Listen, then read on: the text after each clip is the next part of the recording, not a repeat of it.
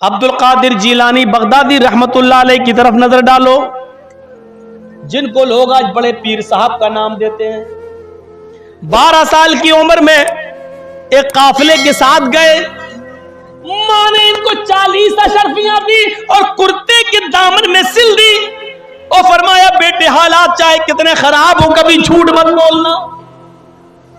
अब्दुल कादिर जीलानी 12 साल की उम्र में काफिले के साथ जा रहे हैं, रास्ते में चोरों ने, डाकुओं ने पूरा काफिला लूट लिया, सबका सामान लूट लिया।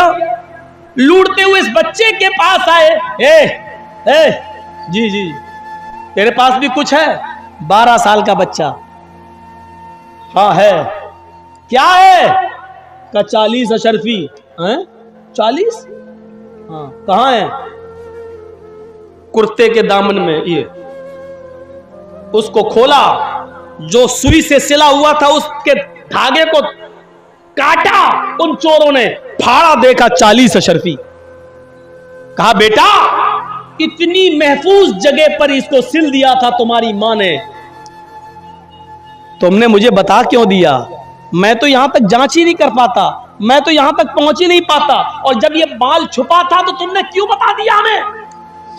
फरमाया कि मेरी मां ने मुझे चलते वक्त नसीहत की थी कि बेटे हालात चाहे कितने खराब हो लेकिन कभी झूठ मत बोलना। मैंने अपनी मां का कहना माना है, आप इनको लेना चाहे ले ले, लेकिन मैं अपनी मां की नाफरमानी नहीं कर सकता। इस बात का चोरों पर इतना गहरा असर हुआ, इतना गहरा असर हुआ कि उन तमाम चोरों ने अपने सरदार को बुलाया और तमाम डाकुओं को इकट्ठा करके पूरी बात बताई। जब पूरी बात बताई तो उन चोरों ने कहा कि ये बच्चा अपने माँ की इतनी बात मानता है, अपने माँ का इतना कहना मानता है, और हमारी तो पूरी की पूरी जिंदगी, हमारी तो पूरी की पूरी जिंदगी चोरी में गुजर गई, डकैती में गुजर गई, हमारी पूरी की पूरी जिंदगी जो है गुनाहों के कामों में, शराब नोशी में और डाकू में और डाका जनी के अंदर गुजर गई। हमारा क्या होना चाहिए? हमारा अल्लाह क्या अज़ाब होगा? ये सारी बातें उन चोरों ने आपस में की और फिर कहा कि सबका सामान लूटा हुआ वापस कर दो और अल्लाह ताला से आज ही तौबा करो। चोरों ने उसी दिन तौबा की, सबका लूटा हुआ सामान वापस कर दिया और कहा, ये बच्चा जब इतनी बात मानता अपनी माँ का, और हमें अपने रब की नाफरमानी करने से फुर्सत नहीं मिलती। सब चोरों का ने सामान लौटा दिया। इस एक बच्चे के सच बोलने की वजह से सबका सामान मिल गया और उन चोरों को, उन डाकुओं को हिदायत भी मिल गई। माएं इस तरीके से तरबियत दिया करती थी अपनी औलाद को, माएं इस तरीके से तरबियत दिया करती थी अपनी औलाद को। आज की माएं क्या तरबियत देती हैं आपको मालूम होना चाहिए, और अगर ना मालूम हो तो सुन लो। सुल्तान डाकू को, इसी हिंदुस्तान में एक डाकू गुजरा, सुल्तान डाकू को जब फांसी के तख्ते पे लटकाया जा रहा था तो उससे पूछा जा रहा था कि बताओ आखिरी ख्वाहिश क्या है, तुम्हारी आखिरी तमन्ना क्या है? जवाब दिया सुल्तान डाकू ने कि मेरी आखिरी तमन्ना यह है कि मेरी मां को मेरे सामने खड़ा कर दिया जाए और जब मुझे फांसी दी जाए तो उस वक्त मेरी मां मुझे अपनी आंखों से फांसी पर लटकता हुआ देखे। उसकी ये ख्वाहिश पूरी की गई। मां ने बहुत मना किया कि मैं अपने बेटे को फांसी पे लटकता हुआ नहीं देख सकता। कहा, मां अगर तेरे बेटे की ख्वाहिश ये है तो तुझे अपने बेटे की ख्वाहिश पूरी करना चाहिए। मां सामने आ गई। कहा, बेटे तुझे फांसी दी जा रही है और तूने ये शर्त लगा दी कि मेरी मां मुझे देखे। मां अपने बच्चे के हाथ में पैर में खरोंच बर्दाश्त नहीं करती है, फांसी कैसे बर्दाश्त कर लेगी? क्यों तू मुझे जीते जी मारने के लिए अपने सामने खड़ा कर दिया? उसने कहा, जल्लादो, आए जल्लाद, अब अगर कोई और ख्वाहिश मेरी पूरी कर सकते हो तो बताओ। कहा, कोई और भी ख्वाहिश है? कहा, एक और है। कहा, क्या है? कहा कि मेरे साथ साथ अगर हो सके तो मेरी मां को भी फांसी दे दो। ये क्या बात रही? जुर्म तुमने किया, मर्डर तुमने किए, कत्ल तुमने किए, चोरियां और डकैतियां तुमने डाली और कह रहे हो फांसी मेरे साथ मेरी मां को भी दो। कहा, हाँ, इसकी वजह यह है कि जब मेरी उम्र 5 साल की 6 साल की थी और मां ने मुझे 1 दिरहम देकर भेजा था दुकान पर और कहा था कि बेटे दुकान से 2 अंडे ले आओ। मैं 2 अंडे लेने के लिए जब दुकान पर गया तो मैंने दुकान से 2 अंडे ले लिए और पैसे देना मैं भूल गया। दुकानदार ने भी पैसे नहीं लिए, भूल गया। और मैं वो 2 अंडे लेकर जब मैं घर पे आया तो मैंने कहा मां ये 2 अंडे भी मिल गए और पैसे भी बच गए। मां ने कहा क्या हुआ? कहा उसने मांगे नहीं, मैंने दिए नहीं। उसने पूछा पैसे, मैंने कहा दे दिए। वो समझा कि मिल गए, उसने मांगा नहीं। मां ने कहा शाबाश बेटा, ये मेरी मां है।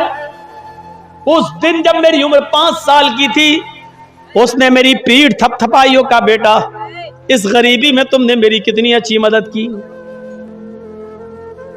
उस दिन के बाद मेरी हिम्मत बढ़ गई। फिर मैं अंडे के बाद मुर्गी चोर बना, फिर बकरी चोर बना, फिर गाय और बैल चोर बना, फिर मैं और बड़ा चोर बना, फिर डाकू बना, फिर लोगों को मार मार कर माल लूटने लगा, फिर मैं मर्डर करने लगा। जो सामान नहीं देता उसका कत्ल कर देता। अगर उसी वक्त मेरी मां ने एक थप्पड़ मेरे चेहरे पे मारा होता और मेरी उंगली पकड़ कर ले जाकर उस दुकानदार के पास जाकर उसका पैसा दे दिया होता और कहती मेरी मां ये बच्चा भूल गया था या झूठ बोला था, ये पैसा तुमको नहीं दिया, तो आज मैं इतना बड़ा चोर नहीं बनता। मुझे इतना बड़ा चोर बनाने में, मुझे इतना बड़ा डाकू बनाने में मेरी मां का रोल है। आज मैं फांसी के तख्ते पे लटक रहा हूं। मां ये तुम्हारी देन है, मां ये तुम्हारी तरबियत है जिसकी वजह से मैं फांसी के फंदे पे लटक रहा हूं, आज तख्तेदार पे लटक रहा हूं। मां के पास अपने बेटे के इस सवाल का कोई जवाब नहीं था, लेकिन कानून कानून था, इसलिए सुल्तान डाकू को तख्तेदार पे लटका दिया गया और उसकी मां को उसके घर पहुंचा दिया गया। मां अपने बच्चे को तरबियत देकर अब्दुल कादिर जिलानी भी बना सकती है और मां अपने बच्चों की तरबियत न देकर सुल्तान डाकू भी बना सकती है। Mother's lap is first college for children. मां की गोद ये बच्चे का पहला मदरसा है। बच्चा मां की गोद से जो तरबियत सीखेगा वो सीखता है, और बच्चे को अगर मां ने नहीं सिखाया तो दुनिया की किसी यूनिवर्सिटी से कोई अच्छा लड़का अच्छी तरबियत लेकर नहीं उठेगा। यहां जितने शराब पीने वाले हैं जरूर उनकी शराब पीने में उनके मां बाप का कोई रोल रहा होगा, वरना कोई नौजवान शराब नहीं पीता। अगर कोई बीड़ी सिगरेट और पान तंबाकू का हुक्र है तो ये तरबियत तुम्हारे मां और बाप की है। माफ कीजिएगा, अगर कोई शराबी शराब पीता है तो ये तरबियत तुम्हारी मां और बाप की है। अगर कोई 200 और 500 और 1000 रुपए में जाकर लड़कियों के जिस्मों से खेलता है और जिना करता है गुमटियों पर या फिर अड्डों पे और चकलों पे जाके, तो इसमें तुम्हारी नहीं तुम्हारे माँ बाप की तरबियत का रोल है। मेरे भाइयों, अब चाहो तो अपने माँ बाप को रुस्वा करो और चाहो तो अपने माँ बाप की इज्जत का उनको बढ़ाओ। ये हमारे बुरे कामों के पीछे हमारे माँ बाप का किरदार देखा जाता है कि इसका बाप कैसा है, इसके बाप ने इसको कोई तरबियत नहीं दी होगी। मेरे प्यारे साथियों, 2 बज चुके हैं, मैं इससे ज्यादा आगे नहीं बढ़ पाऊंगा। आज मुझे नहीं मालूम था, हमारे जो एमएलए साहब ने जो प्रोग्राम दिया है, पहले बात हुई थी, उन्होंने कहा था कि हम आपको अपनी गाड़ी से भेज देंगे। ये मेरा 29 तारीख का प्रोग्राम और मेरी 1 बजे की फ्लाइट है पटना से लखनऊ, और कल कुछ नेता लोगों के साथ वहाँ पर लखनऊ में कुछ है, वहाँ एक मेरी पर्सनल मीटिंग है शाम को 7 बजे की उन लीडर के साथ, इसलिए मुझे जाना ज़रूरी है। और विधायक उसमें लग गए, वो कहने लगे हमारा चुनाव चल रहा, हम अपनी गाड़ी नहीं भेज पाएंगे। बहुत मजबूरी हो गई हमारे साथ, और मुझे 1 बजे की फ़्लाइट का मतलब 11 बजे मुझे एयरपोर्ट पहुंचना, वो भी पटना के एयरपोर्ट पे पहुंचना मेरे लिए ज़रूरी है।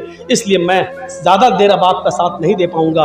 अल्लाह से दुआ कीजिए, ज़िंदगी रही तो फिर कभी आपसे मुलाकात होगी। मैंने फिर भी 2 बजा दिया है। जलसों का सिस्टम बदलो, 12 बजे जलसे ख़त्म करने की आदत डालो, 10 बजे तक चंदा करो, 10 से 12 तक तक़रीर कराओ और 12 बजे तक़रीर ख़त्म करो। लोग कहते मुसलमान परेशान है, नहीं, फजर की नमाज और अजान होते वक्त मुसलमानों की का गहरी नींद में सोना, ये हमें बतला रहा है कि मुसलमान कितना चैन और सुकून की नींद सो रहा है। परेशान लोगों को नींद नहीं आती है, जिनको परेशानियां और टेंशन होती है उनको नींद नहीं आती है। फजर की अजान के वक्त तुम्हें आराम से नींद आ रही हो, तुम सोते हो, इसका मतलब यह है कि मुसलमान परेशान नहीं है। यह झूठ है कि बीजेपी परेशान कर रही है, यह झूठ है कि फला हमें परेशान कर रहा है। अगर इनकी परेशानियों से हम परेशान हैं तो फजर की अजान में हमें नींद कैसे आ रही है? हम फजर की नमाज के बाद हम अपनी इस्लाह की दुआ क्यों नहीं करते हैं? हम अपने अमाल की इस्लाह क्यों नहीं करते हैं? क्योंकि अल्लाह के नबी ने फरमाया, अमालुकुम उम्मालुकुम, जैसे तुम अमल करोगे वैसे तुम्हारे ऊपर हुक्मरान मुसल्लत होंगे। तुम अच्छे अमल करोगे तो अच्छे हुक्मरान मिलेंगे, तुम बुरे अमल करोगे तो बुरे लोग तुम्हारे ऊपर मुसल्लत होंगे। आज बुरे लोग हमारे सीनों पर चढ़ गए हैं, इसका मतलब यह है कि हमारे अमाल अच्छे नहीं हैं, हमारे अमाल बुरे हैं, इसलिए बुरे लोग हमारे ऊपर मुसल्लत हो गए हैं। लोग जो कहते हैं कि मुसलमान बहुत परेशान है, मैं कहता हूं कि परेशानी का अंदाजा लगाना हो तो सुबह लगाओ। फजर की अजान के वक्त चैन की नींद सोने वाला मुसलमान परेशान नहीं है, वो आराम की नींद सो रहा है। परेशान वो होता है जिसकी रातों की नींद उड़ जाए, परेशान वो होता है जिसको नींद ना आए, जिसको बेचैनी हो। आपकी नींद बता रही है, फजर में आपकी मस्जिदें बता रही हैं कि आप परेशान नहीं, आप बहुत खुश हैं। मेरे भाइयों, अपनी परेशानी है तो जाहिर करो, मस्जिद में आओ और दुआ मांगो कि अल्लाह हमारी इस्लाह फरमा दे, हमारे हालात अच्छे कर दे, अल्लाह हमारे ऊपर से बुरे हुक्मरानों का साया उठा ले। ये दुआ मांगो मेरे भाइयों, तब अल्लाह रब्बुल आलमीन हमारी सुनेगा। अल्लाह से दुआ है कि बार इलाह हमारी खताओं को माफ फरमा दे, हमारे गुनाहों को बख्श दे, हम जमीआ मुसलमानों पर रहम फरमा। बार इलाह हमें अपनी औलाद की इस्लाह करने की तौफीक अता फरमा। जब तक तू हमें जिंदा रख, इस्लाम पे जिंदा रखना, और जब हमारा खात्मा हो तो ईमान पर हमारा खात्मा फरमाना। वमा अलैना इल्लल बलागुल मुबीन व आखिरु दावाना अनिल हम्दुलिल्लाहि रब्बिल आलमीन। अस्सलामु अलैकुम व